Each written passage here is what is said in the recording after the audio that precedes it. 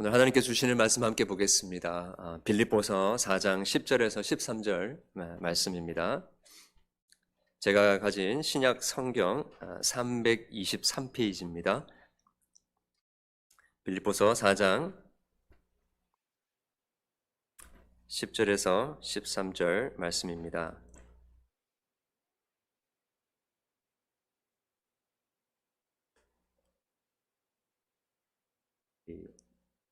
우리 다 찾으셨으면 우리 한 목소리로 같이 함께 봉독하겠습니다. 내가 주 안에서 크게 기뻐함은 너희가 나를 생각하던 것이 이제 다시 싹이 나미니 너희가 또한 이를 위하여 생각은 하였으나 기회가 없었느니라. 내가 궁핍함으로 말하는 것이 아니니라. 어떠한 형편에든지 나는 자족하기를 배웠노니 나는 비천에 처할 줄도 알고 풍부에 처할 줄도 알아. 모든 일 곧 배부름과 배고픔과 풍부와 궁핍에도 처할 줄 아는 일체의 비결을 배우노라. 내게 능력 주시는 자 안에서 내가 모든 것을 할 수 있느니라. 영어로 읽겠습니다. I rejoice greatly in the Lord that at last you have renewed your concern for me. Indeed, you have been concerned, but you had no opportunity to show it. I'm not saying this because I'm in need, for I have learned to be content, whatever the circumstances. I know that what it is to be in need, and I know what it is to have plenty. I have learned the secret of being content in every situation, whether well-fed or hungry, whether living in plenty or in want. I can do everything through Him who gives me strength. 같이 기도하겠습니다. 하나님 아버지, 이 시간에 주님의 말씀 앞에 우리 모두가 서게 하심을 감사합니다. 온 우주 만물을 아무것도 없는 곳에서 창조하신 그 말씀, 또 죽은 자도 살리시고 우리의 혼과 영과 및 관절과 골수를 찔러 쪼개기까지 하시며 우리의 마음의 생각을 감찰하시고 통괄하시는 그 주님의 날카로운 그 말씀의 능력을 이 시간에 믿고 우리의 영혼을 수술하시는 그 주님의 수술대 위에 우리가 함께 누웠습니다. 이 시간 우리에게 말씀해 주시고 그동안 의심하였던 것들, 불순종했던 것들, 또 주님을 향하여서 냉담했던 우리의 마음들이 주님의 은혜와 사랑으로 완전히 변화되게 도와주시고 우리를 쉬게 하시며 우리를 승리하게 하시며 우리에게 천국의 기쁨으로 가득 채워주게 하시는 하나님의 은혜를 누리게 도와주시옵소서. 어린아이로부터 어른에 이르기까지 모든 자가 성령 하나님의 도우심을 입게 도와주시옵소서. 예수 그리스도 이름으로 기도드렸습니다. 아멘. 우리 오늘 본문에서는 I've learned the secret of being content in whatever circumstances 라고 이야기를 했습니다. 내가 어떤 것에서도 잘 컨텐트, 즉 만족하고 자족할 수 있는 일체의 비결을 배웠다라고 사도 바울은 이야기를 하고 있습니다. 이 본문을 가지고 그 17세기 17th century의 그 퓨리탄, 잉글랜드의 퓨리탄이었던 제레마이아 버로라는 목사님이 계시는데 이분이 이 본문을 가지고 긴 책을 하나 적었는데 그 책이 제목이 Rare, 오늘 우리 본문 우리 제목 설교 제목처럼 Rare Joy of Christian Contentment라는 책을 적으셨어요. 네, 그 책이 한글로 번역된 걸 읽으면서 제가 은혜를 많이 받았는데 오늘 그분의 책 제목을 빌려서 숨겨진 값진 보물 자족이라는 제목으로 여러분과 함께 말씀을 나누기를 원합니다. 보물하면 여러분 물론 아름다운 것도 있지만 희귀하기 때문에 보물이라고 하지 않습니까? 그런데 세상에 정말 희귀하고 정말 찾기 힘든 보물이 있습니다. 숨겨져 있어서요, 웬만하면 발견하기가 힘든 것입니다. 다이아몬드도 아니고 에메랄드도 아니고 24K 금도 아니라 자족입니다. 크리스천 컨텐트먼트입니다. 오늘 이 참 찾기 힘든 보물과 같은 이 자족에 대해서 여러분하고 말씀을 나누기를 원합니다. 우리 오늘 본문에 보면 이 사도 바울이 자족의 비결을 배웠다라고 하는데, 이 비결, secret라고 하는 이유는 많은 사람들이 알지 못하기 때문이겠죠. 일반적으로는 숨겨져 있고 오직 성령의 은혜와 믿음만으로 경험할 수 있기 때문에 그것을 비결이라고 합니다. 자족은 조건에 따라서 바뀌는 것이 아니라 조건과는 상관없이, 상황과는 상관없이 늘, 아니 영원히 변함이 없는 것이기에 heavenly jewel, 천상의 주얼, 보물이라고 이야기할 수 있겠습니다. 여러분, 그 비결 무엇일까요? 여러분, 예수님께서 천국에 관한 비유를 하시면서 이런 이야기를 하셨어요. 천국은 마치 밭에 감추인 hidden treasure, 감추어진 보화와 같다라고 하셨습니다. 그리고 또 다른 곳에서는 discipleship, 그 제자도에서 이야기를 하시면서 이런 이야기를 하셨는데, 사람이 만일 온 천하를 얻고도 제 목숨을 잃으면 무엇이 유익하리요? 사람이 무엇을 주고 제 목숨과 바꾸겠느냐라고 합니다. 열심히 살았는데, 그리고 천하를 다 얻은 것 같은 삶을 살았는데 결국 목숨을 잃으면 무슨 소용이 있겠냐라는 겁니다. 이 세상에서 최선을 다했는데 정말 꼭 있어야 하는 가장 소중한 것을 얻지 못한다고 한다면, 얻지 못하고 이 세상을 마감한다고 한다면 세상을 제대로 살지 못한 것이고, 무엇보다 영원히 불행한 삶,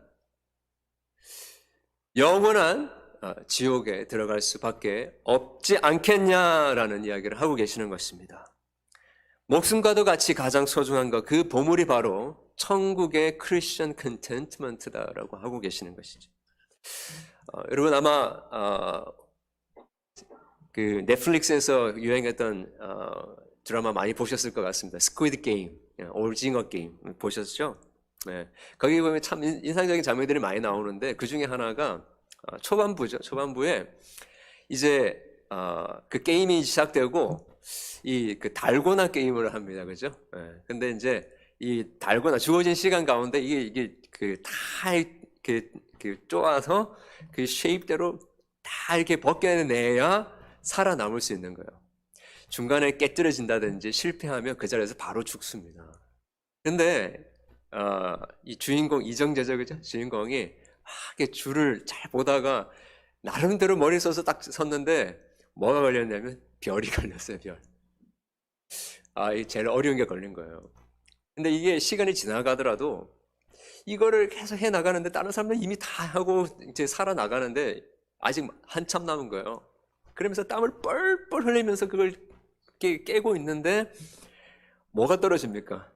땀 한 방울이 딱 떨어지죠. 그러면서 이게 점점 연해지는 걸 보면서 거기서 이거를 이렇게 혀로 핥으면 이게 점점 얕아지겠구나라는 걸 착안해가지고 혀를 막 핥습니다. 그리고 해보니까 진짜 이게 잘 깨지고 있는 거예요.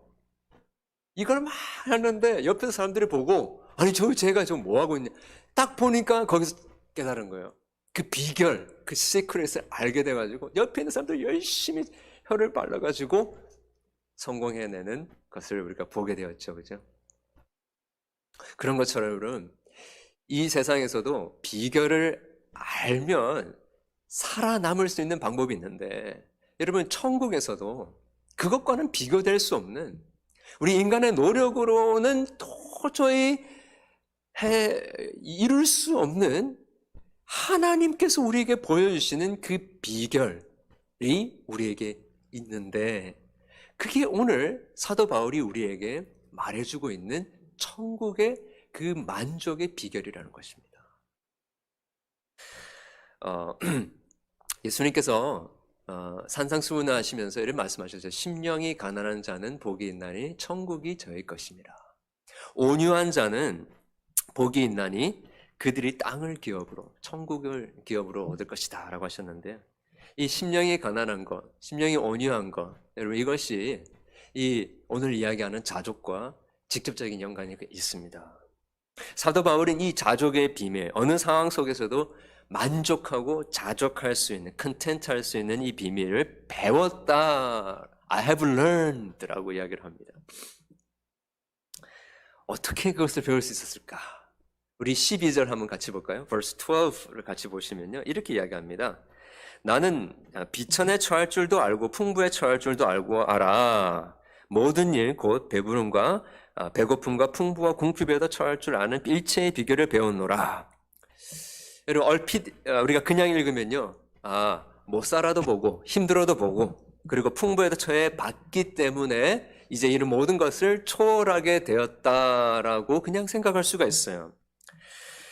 그런데 13절을 보면 단순히 그런 이야기를 하고 있는 건 아니다라는 생각을 하게 됩니다. 우리 13절 verse 13을 보겠습니다. 유명한 말씀이죠, 그죠? 내게 능력 주시는 자 안에서 내가 모든 것을 할 수 있느니라. 이 내게 능력 주시는 자 안에서, 여러분 이것이 지금 사도 바울이 내가 풍부에도 처하고 궁핍에도 처했지만 이 모든 상황 속에서 이 자족할 수 있는, 만족할 수 있는 그 일체의 비결을 배웠다라는 것에 그 비결의 단서인 것입니다. 먼저 우리 한번 생각해 보기 원하는 것은, 궁핍할 때 도대체 이 내게 능력 주시는 자 안에 있는 것이 우리에게 어떻게 자족, 그 만족, 일체에 흔들리지 않는 평안함을 유지할 수 있는 비결이 되는가 한번 생각해 보기 원하는데요. 여러분 기억을 못 하실 분들이 계실 것 같은데, 그 2004년 아테네 올림픽에 그 유도 74kg 유도에서 금메달을 딴 선수가 있어요. 이원희라는 선수인데요. 이 사람이 이제 그 경기에 출전해서 첫 경기만 빼놓고 모든 경기를 다 한판 승으로 이겨가지고 금메달을 딴 선수입니다. 근데 이 선수가 마지막 결승전에서 상대방 선수를 팍 제압하고 난 다음에 제일 먼저 한 일이 이거예요. 기억하시는 분도 계실 것 같아요. 매트 중앙 한중간에서 무릎을 꿇고 두 손을 높이 들고 하나님 감사합니다. 승리의 영광을 주님께 올려드립니다. 라고 했습니다. 이 독실한 신자였어요. 이원희 선수가. 이분이 제일 좋아하는 성경 구절이 우리가 오늘 읽은 빌립보서 4장 13절.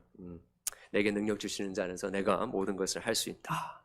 뿐만 아니라 여러분 종종 영화 시상식이라든지 또 뭐 가요 시상식이라든지 또 어떤 친구가 열심히 공부해서 좋은 학교에 입학하고 또 학교 우등상을 탄다든지 그리고 아이비리그에 간다든지, 그러면 우리 부모들이 하는 말이 뭡니까? 내게 능력 주시는 자 안에서 내가 모든 것을 할 수 있느니라 라는 고백을 합니다.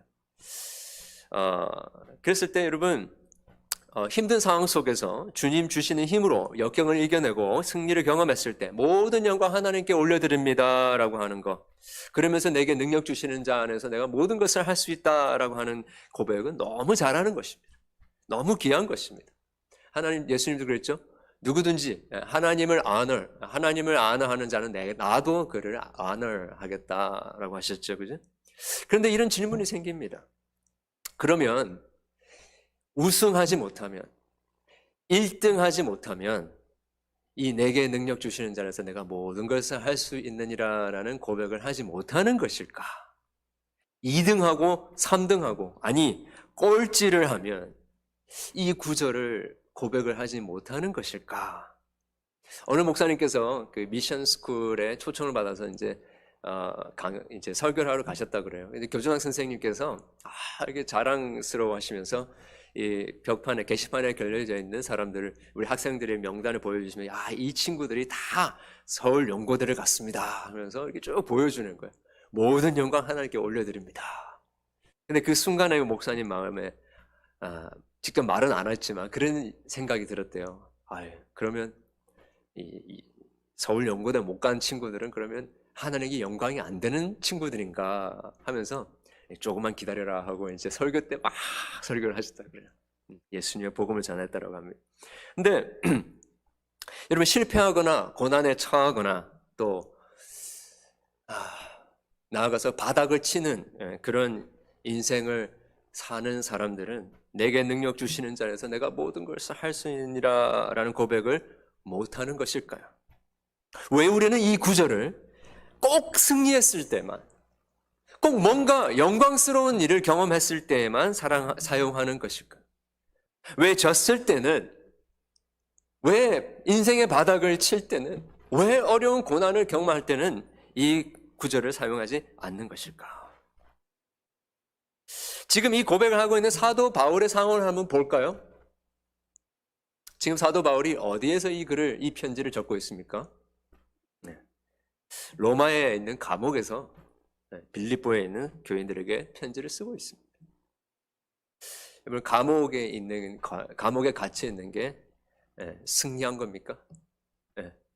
모든 것 하나님께 영광을 올려드립니다 하면서 내게 능력 주시는 자에서 내가 모든 것을 할 수 있어서 지금 감옥에 있습니다 라고 고백을 해야 하는 겁니까? 지금 사도 바울은 그렇게 감금된 상황 속에서 여러분 감옥에 갇혀 본 적 있으신지는 모르겠어요. 저도 한 번도 없지만 상상을 해보건대 오늘날의 좋은 그런 호텔 같은 그런 구치소나 그런 어떤 감옥이 아닐 거예요. 정말 매일 아침 일어나는 것조차도 힘든 그런 감옥 생활이었을 것입니다. 그것도 힘든데 이 빌립보서 초반에 보게 되면 그를 더 괴롭히고 애쓰는 거짓 선생들까지도 있었어요. 그 봐라, 이 빌립보의 교회를 개척한 바울이 지금 감옥에 갇혀있지 않느냐고 하면서 그 교회를 힘들게 하는 거짓 선생들이 있었어요. 그 이야기를 감옥에서 사도 바울이 들었을 때 마음이 얼마나 아팠겠습니까? 뿐만 아니라 4장 14절에 보면 변변치 않은 음식도 그것 때문에 그를 괴롭혔다라고 이야기하고 있습니다. 또한 1장 20절에도 보니까 감옥에서 풀려나기도 힘들고 죽을 수도 없는 그러한 상황에 있었던 것을 우리가 알게 됩니다. 그렇지만 이 고통이나 굶주림이나 두려움으로 하나님을 버리거나 불평하기보다는 지금 사도 바울이 뭐라고 고백합니까? 내게 능력 주시는 자 안에서 내가 모든 것을 할 수 있고 내가 풍부에도 처해봤고 또 궁핍에도 처해봤지만 내가 이 모든 상황들 속에서도 만족하고 자족할 수 있는 일체의 비결을 배웠다라고 고백을 하면서 그는 평화로웠습니다. 내가 그리스도 안에서 내게 능력 주시는 자 안에서 내가 모든 것을 할 수 있었다라는 고백할 때 그 할 수 있었다라는 게 무엇입니까? 성공했다라는 것입니까? 승리했다라는 것입니까? 1등했다라는 것입니까? 트로피 받았다는 것입니까? 아니에요. 뭘 했다라는 거예요? 기뻐할 수 있었고 자족할 수 있었고 평화를 유지할 수 있었고 평안할 수 있었고 감사할 수 있었고 그 상황 속에서도 주님을 예배할 수 있었다라는 고백 아니겠습니까? 13절 이야기를 해 나가는데 배고픔, 궁핍, 비천 이런 표현이 계속 나옵니다. 이 모든 것이 여기서 이야기하는 내게 능력 주시는 자 안에서 내가 모든 것을 할 수 있다라는 것의 범위입니다.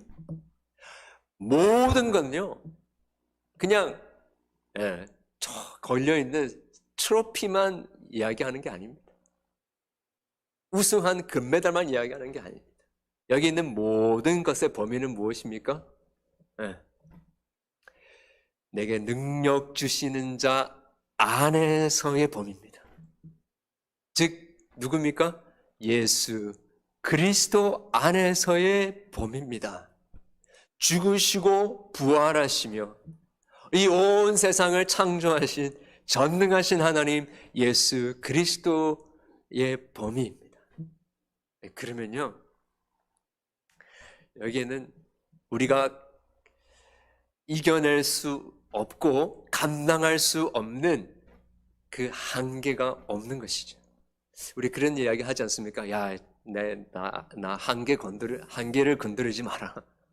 여기까지가 나의 맥시멈이니까 여기 더 넘어가게 만들지 마라 라고 이야기하지 않습니까? 저도 우리 아내한테 가끔씩 그래요. 이거 한계니까 더 넘어가지 마라 그러는데, 근데 한번 생각해 보면 제가 이 말씀을 이렇게 묵상하고 설교 준비하는데 많이 도전이 되더라고요. 그 한계가 뭘까? 그 여러분 꼭지가 딱 열리는 그 한계가 뭐예요? 지금 사도 바울의 말에 의하면요, 내게 능력 주시는 자 안에서가 한계래요. 인생의 바닥을 치고 있습니까? 제가 아까 우리 권사님께서 기도하는 걸 들으면서 이렇게 아프신 분들이 많구나. 그런데 갑자기 말기암 선고를 받고요, 자녀가 태어났는데 장애아이로 태어나고, 또 참 기도했던 것과 달리 정말 평생 자녀를 위해서 좋은 교육을 시키려고 미국까지 이민을 왔는데 아이가 바른 길로 가지 못하고 탈선하고. 여러분, 그러면 그게 우리 한계일까요? 더 이상은 못 견디겠어. 끝이. 여러분, 그게 우리 한계일까요? 지금 사도 바울은 이렇게 이야기하고 있어요. 내게 능력 주시는 자 안에서 내가 모든 것을 할 수 있느니라.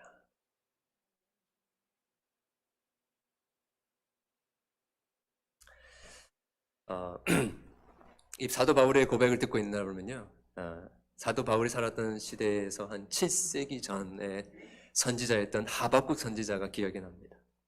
하박국서 3장 17절부터 19절에 보면 이렇게 이야기합니다. 여러분 잘 아시는 말씀이죠.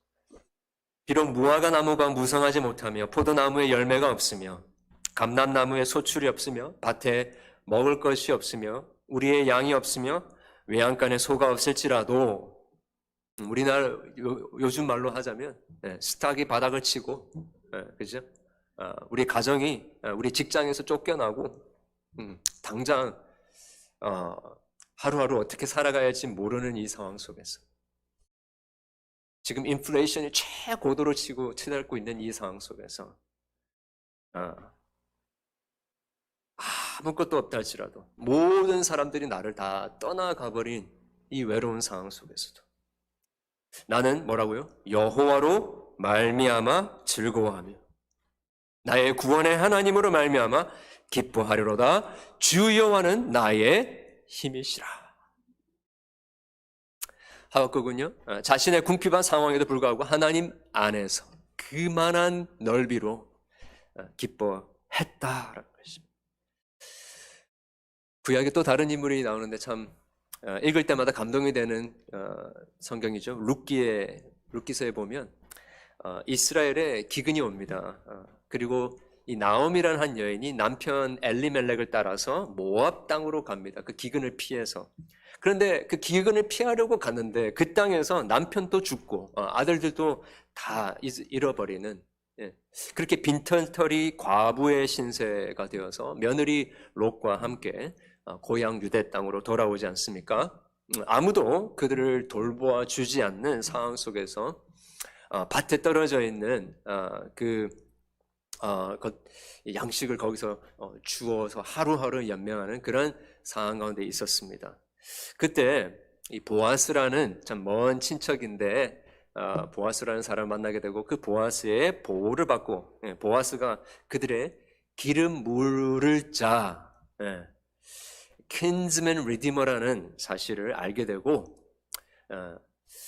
그에게 보호를 받습니다. 근데 참 인상적인 장면이 나오는데, 보아스가 한때는 그 추수의 잔치를 벌이고 난 다음에, 축제를 벌이고 난 다음에 자고 있는데 밤중에 롯이 들어와요. 딱 들어오는데 이 보아스가 깜짝 놀라죠, 그죠? 그러면서 이 롯이 이제 발각이 되면 안 되니까 거기서 그냥 쉬라라고 합니다.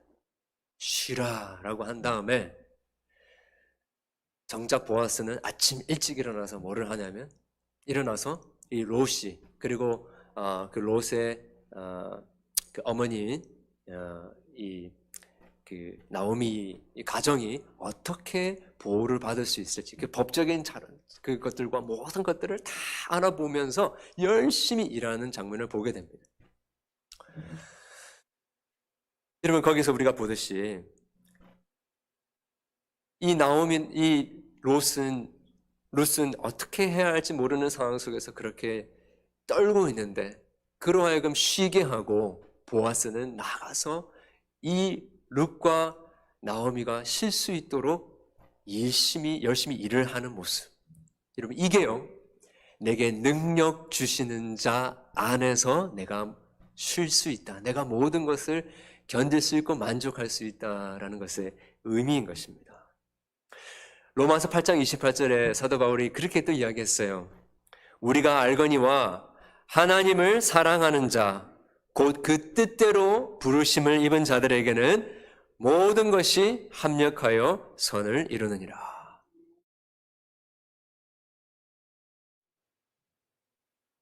지금 자녀들이 방황을 해도요. 지금 우리에게 정말 하루하루 어떻게 견뎌나갈지 모르는 중병이 우리에게 있어도 매일매일 잠을 자지 못하는 그런 어려움 가운데 있다 할지라도요. 우리로 하여금 쉬게 하시기 위해서 지금도 열심히 일을 하고 계시고 무엇보다 당신의 아들 독생자 예수 그리스도를 이 땅에 보내시고 십자가에 죽기까지 하시며 죽은 자 가운데서 다시 살리시고 지금 성령을 보내셔가지고 그 성령으로 우리 가운데 그 구원을 이루시고 계시는 그 하나님을 생각하시라는 거예요. 내게 능력 주시는 자, 그분을 사랑하는 모든 자들에게는 모든 것이 합력하여 선을 이루게 되어 있다는 것입니다. 어떻게 이 인생의 운전대를 내가 운전하고 나아가야 되는가 걱정하지 말라는 거죠. 그 운전대를 내려놓아라는 것입니다. 하나님께서 직접 운전하실 수 있도록 맡기라는 것이죠. 지금 감옥에 갇혔어도 말기암 선고를 받았어도 직장에 잘려도 내가 능력 주시는 자 안에서 내가 모든 것을 할 수 있다 고백할 수 있는 것이죠. 여러분 이것이 예수님께서 이야기하신 천국에 그게 감추어진 보물인 것입니다.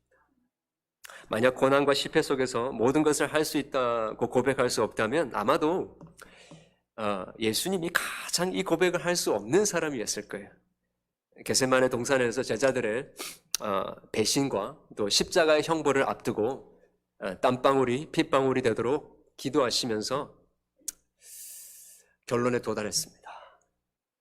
그 결론을 예수님이 이렇게 이야기하시죠. 아버지요, 누가복음 22장 42절에 보면요. 아버지요, 만일 아버지의 뜻이거든 이 잔을 내게서 옮겨주시옵소서. 그러나 내 원대로 마옵시고 아버지의 뜻대로 되기를 원하나이다. 십자가에 죽어 가시면서도 아버지여 내 영혼을 주께 맡기나이다. 하나님께 모든 순종을 드리고 순복해 드리는 것, 이것이 예수님의 자족의 모습입니다. 내가 이겨보려고 이 억울한 처형을 당하는 이 상황을 변명하려고 하지 않으셨고요. 그 상황을 힘으로 이겨보려고 하지 않으시고 억울한 죽음을 당하시는 것. 이게 억울한 게 아니라 하나님의 뜻이었기 때문에 이 십자가가 아니고서는 그 자족을 통하여 하나님께 온전한 순종을 드리지 않고서는 그 앞에 있는 기쁨, 즉 주님께서 택하신 저와 여러분과 같은 백성들을, 죄인들을 구원할 방법이 없기 때문에 그 기쁨을 보셨기 때문에 그는 자족하시며 순종하실 수 있었던 것이죠.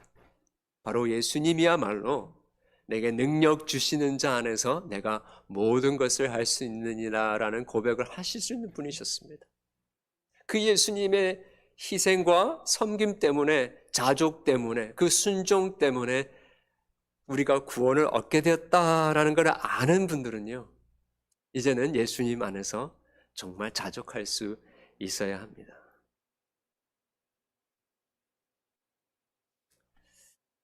자, 그렇다면 이렇게 궁핍함 속에서도 우리가 자족할 수 있다라는 의미가 바로 그런 의미라고 한다면, 지금 풍부함 속에서도 지금 바울이 일체에 자족할 수 있는 비결을 배웠다고 했는데, 이거는 어떻게 그게 가능한 것일까? 여러분, 우리 이 모든 것, 내게 능력 주시는 자에서 모든 것을 할 수 있다라고 했을 때, 이 모든 것은요, 풍부와 넘침의 때만 이야기하는 것이 아니라, 죄송합니다. 궁핍하고 부족한 것만 이야기하는 것이 아니라 풍부하고 넘치는 때까지도 포함하는 것이죠. 그리스도는, 예수님은 더 안락한 시기를 사는 그분의 백성들도 그 상황 속에서도 자족할 수 있도록 해 주셔야 하는 것이죠. 풍요에 맞서기 위해 도움이 필요하다라고 생각하는 것, 조금 이상하게 여겨지지 않습니까? 우리가 생각할 때는요, 풍족하고 또 모든 것이 넉넉하고 부족함이 없으면 참 평안할 것 같고 감사할 것 같은데, 여러분, 배부르고 등이 따뜻하면 자족할 것 같은데, 더 자족하지 못하는 것을 우리가 경험하지 않습니까? 그렇죠? 얼마 전에 저도 한국을 방문했었습니다. 근데 보니까 한국이 1인당 총 소득이죠. 소득이 전 세계에 지금 10위권으로 진입을 했습니다. 어마어마하게 잘 사는 거죠, 그죠? 예, 유럽의 핀란드, 노르웨이 이런 나라들하고 이제 거의 맞먹을 수준이 됐어요, 그죠? 미국하고 맞먹을 수준이 됐습니다. 그런데 참 아이러니하게도요, 자살률, 이혼율, 우울증률, 이 모든 게 세계 상위권이에요. 행복지수, 여러분, OECD에서 매년마다 체크하는 OECD, 행복지수가 있는데, OECD 국가가 38개 국가인데, 거기서 한국이 몇 등이 했을까요? 36위더라고요. 36위. 확실한 거는요, 자족, 이 컨텐트먼트, 이 마음의 평안, 행복이죠. 자족은 부의 크기에 비례하는 건 아닌 것 같습니다. 미국에 사는 저희들, 먹을 것으로 걱정해 본 적이 있습니까? 별로 없는 것 같아요, 그죠? 근데 여러분, 행복하세요? 자족하세요? 기쁘십니까? 하나님이 더 소중하고 간절하게 다가오세요. 그래서 나는 여호와로 말미암아 즐거워하리로다 라는 그런 고백을 하고 계십니까? 왜 이렇게 풍부함과 많은 것들을 누리고 있으면서도 참 만족하기가 이렇게 힘들까? 지금 아멘 아멘 하시는데 이게 저보다 훨씬 나으신 것 같아요. 정말 여러분, 많은 것들이 풍족하게 있을 때 참 만족하고 기뻐하고 하나님을 즐거워하는 것이 참 힘든 것을 우리가 알게 됩니다. 왜 그럴까? 이 중에 하나가요, 여러분, 파스칼이라는 팡스에 적은 파스칼을 아시죠? 그죠? 그분이 이런 이야기를 한 적이 있어요. 우리 마음에는 구멍이 큰 게 있는데, 이게 어떤 구멍이냐면 God-shaped vacuum이라고 이야기해요. 하나님으로만 채워질 수 있는 구멍이 우리의 마음에 있다라는 이야기를 합니다. 아무리 물질적으로 풍요하다 할지라도 그리고 이 세상이 모든 사람들이 부러워할 만한 것들을 다 이룬다 할지라도 인간의 마음은 공허해질 수밖에 없어요. 왜냐하면 마음 안에 그 God-shaped vacuum이 그 큰 구멍이 있기 때문에. 지금 아멘 하신 분들은요, 이 God-shaped vacuum이 채워진 분들이에요. 세상 것들로는 하나님의 마음이 안 채워지고요. 오직 하나님과 하나님에 관한 것들로만 채워질 수밖에 없는 것이기 때문에 아무리 우리가 풍요한다 할지라도 모든 것을 다 이뤘다고 할지라도 여전히 우리에게는 자족함이 없을 수 있다는 것이죠. 그리고 좀 더 나아가서요, 이 모든 것들을 내가 이루었다, 내가 노력해서 이루었다라고 생각하기 때문에 많은 것들을 누리고 경험하고 가지고 소유하고 있으면서도 불구하고 여전히 걱정과 염려를 놓지 못하는 것입니다.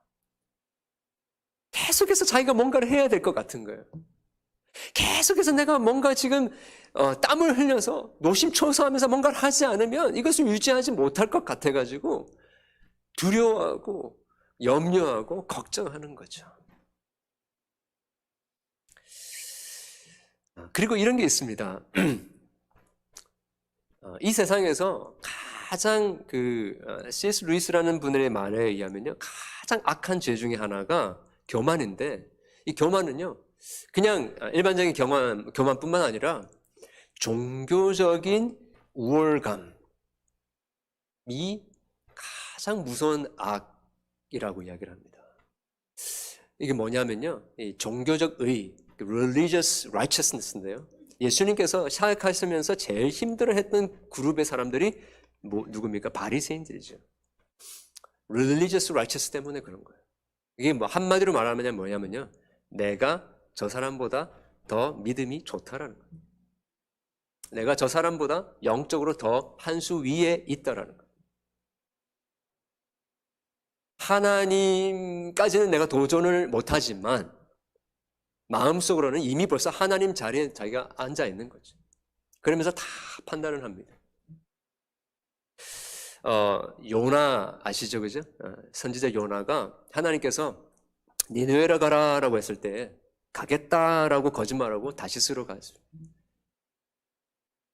달아났어요. 그래서 결국에 어디에 빠집니까, 그죠? 물에 빠져서 물고기 배에 3일 동안 갇혀가지고 다시 정말 하나님의 은혜로 다시 나왔어요. 나오고 나서도 니느웨에 이제 복음을 전하니까 그곳에 큰 하나님의 영광이 임하고 부흥이 일어나면서 그들이 회개하고 도시님께로 돌아오는 일이 있었습니다. 그때 요나가 기뻐했어요? 자족했어요? 아니, 가슴을 치면서 하나님 보세요, 제가 말하지 않습니까? 분명히 저 사람한테 하나님의 말씀과 사랑을 전하면 그들이 회개하고 돌아올 거라고 그랬는데 보세요, 지금 저 사람들이 저렇게 돌아오지 않습니까? 여러분, 그 니느웨 사람들은 이 이스라엘 백성들의 적과 같은 존재들이었어요. 그렇죠? 개같이 여겼던 이방 민족이었습니다. 자기보다 하찮은 그 민족들이 하나님께 돌아오는 걸 보니까 배가 아픈 거예요. 여러분, 이게 바로 풍부함을 경험하고 있으면서도 불구하고, 마치 여러분 기억하시죠? 탕자 이야기? 탕자가 돌아왔는데 늘 아버지와 함께 있었던 그 형은 탕자가 동생이 돌아왔는데도 불구하고 기뻐하지 못해요. 자족하고 하나님께 감사하지 못해요. 뭐 때문입니까? 내가 쟤보다 낫기 때문에. 그런데 여러분,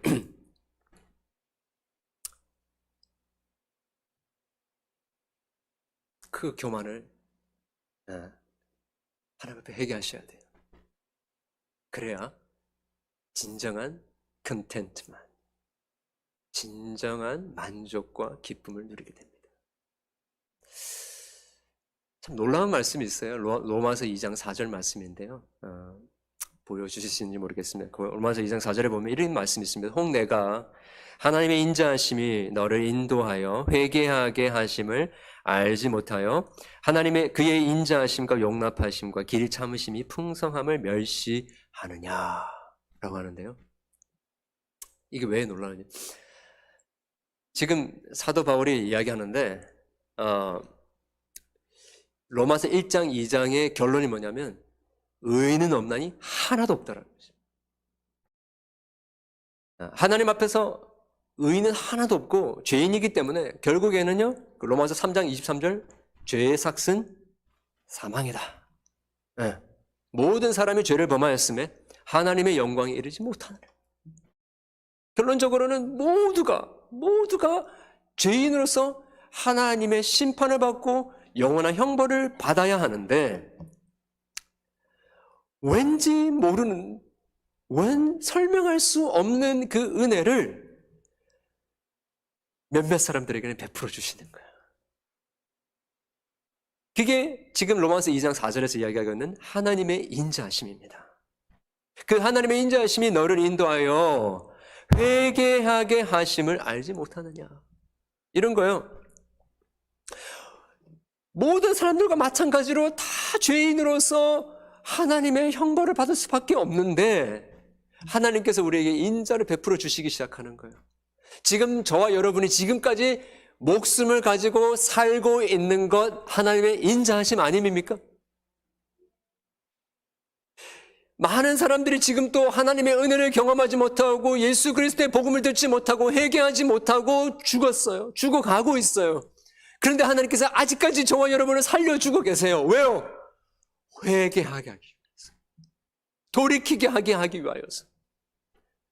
그런데 그 하나님의 인자하심과 용납하심과 같이 참으심이 풍성함을 어떻게 멸시하겠냐라는 거예요.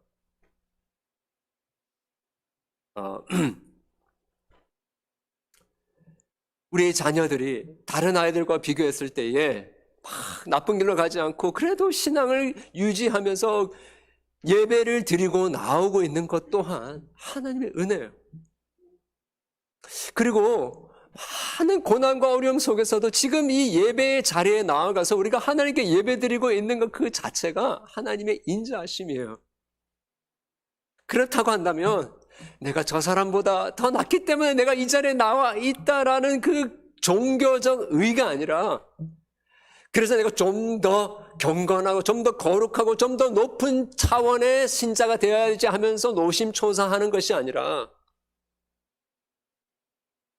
감사하면서 회개해야 하는 것이죠.